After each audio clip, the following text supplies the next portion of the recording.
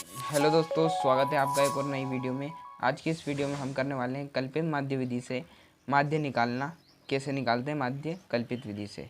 तो चलिए शुरू करते हैं। तो पौधों की संख्या ऐसे तो हम वर्ग अंतराल बोलते हैं। जैसे वर्ग अंतराल दिया रहता है 0 से 2, 2 से 4, इस प्रकार से हमें वर्ग अंतराल दिया है। और जो घरों की संख्या होती है उसे हम बारंबारता बोलते हैं, जिसे हम एफ से व्यक्त करते हैं। 1, 2, 1, 5, 6 और 2 और 3। तो ऐसे सवालों को कैसे करते हैं, तो चलिए शुरू करते हैं। पहले तो हम पौधों की संख्या और घरों की संख्या को खड़े कॉलम में बना लेते हैं, फिर हम बताते हैं कैसे करते हैं। तो चलिए शुरू करते हैं। तो इतना तो हमें प्रश्न में से देखकर ही लिखना है। देखो 0 से 2 मैंने पौधों की संख्या लिख ली, घरों की संख्या लिख ली। अब घरों की संख्या को जोड़कर हमें लिखना है। देखो 2 और 1 3, 3 और 1 4, 4 5 9, 9 और 6 15 और 2 17 और 3 20। तो सिग्मा एफ आई का मान 20 आ गया। अब वर्ग चिन्ह निकालने की बात आती है। तो वर्ग चिन्ह कैसे निकालेंगे? 0 और 2 के बीच में क्या आता है? तो 1 आता है। तो 1, 2 और 4 के बीच में 3, तो 3 लिख दो। 4 और 6 के बीच में तो 5 आता है। 6 और 8 के बीच में 7 आता है। और 8 और 10 के बीच में 9 आता है। इसी प्रकार 10 और 12 के बीच में क्या आता है? 11 आता है। और 12 और 14 के बीच में 13 आता है। तो ये हमारा वर्ग चिन्ह निकल गया। अब डी आई बराबर क्या निकालना है? डी आई कैसे निकालते हैं? तो इसे हमें मानना पड़ता है। इसमें हमें कल्पित ए को मानना पड़ता है। जैसे कैसे मानेंगे? जोड़ा बना लो, जैसे इन 3 का जोड़ा और इन 3 का जोड़ा। अगर बीच में ये संख्या बची है तो यही हमारा क्या है? ए है, और इसे हम कल्पित माध्य बोलते हैं। अब हमें एक साई में से 7 को घटाते जाना है। ए का मान तो मिल गया 7, तो 1 माइनस 7 बराबर माइनस का 6। इसी प्रकार 2 और 3 माइनस 7 यानी कि माइनस का 4, और 5 माइनस 7 यानी कि माइनस का 2। इस प्रकार हमने डी आई का मान निकाल लिया।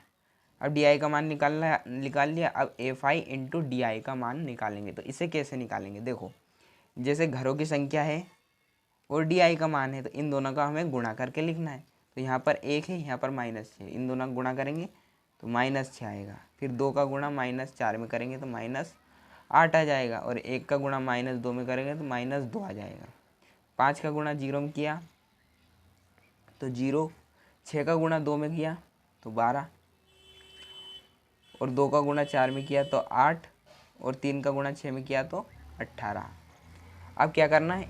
माइनस माइनस वाली संख्या को जोड़ दो और प्लस प्लस वाली संख्या को जोड़ दो।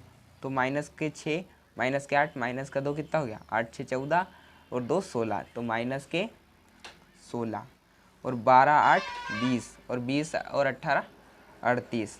तो ये 38। अब क्या करेंगे? 38 में से घटा दो इसे, तो 8 में 6 जाएगी, 2 बचेगी। फिर 3 में से 1 जाएगी तो 2 बचेगी, तो प्लस का 22 बचेगा।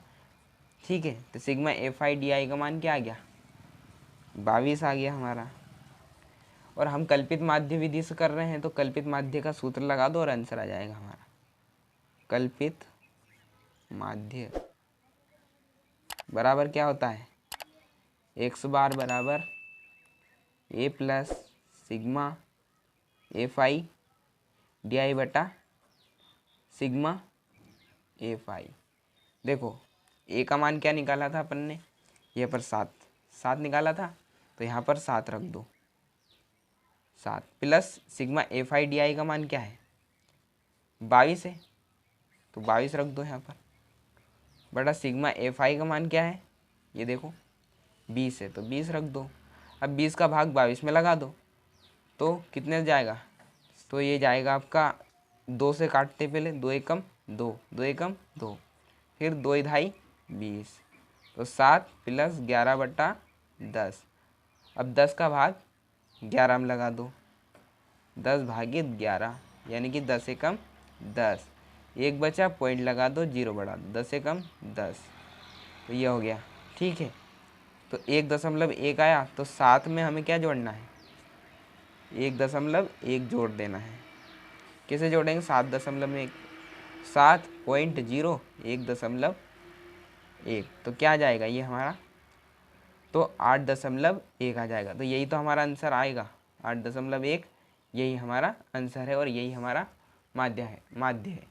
अगर वीडियो पसंद आई हो तो वीडियो को लाइक, चैनल को सब्सक्राइब अवश्य करें।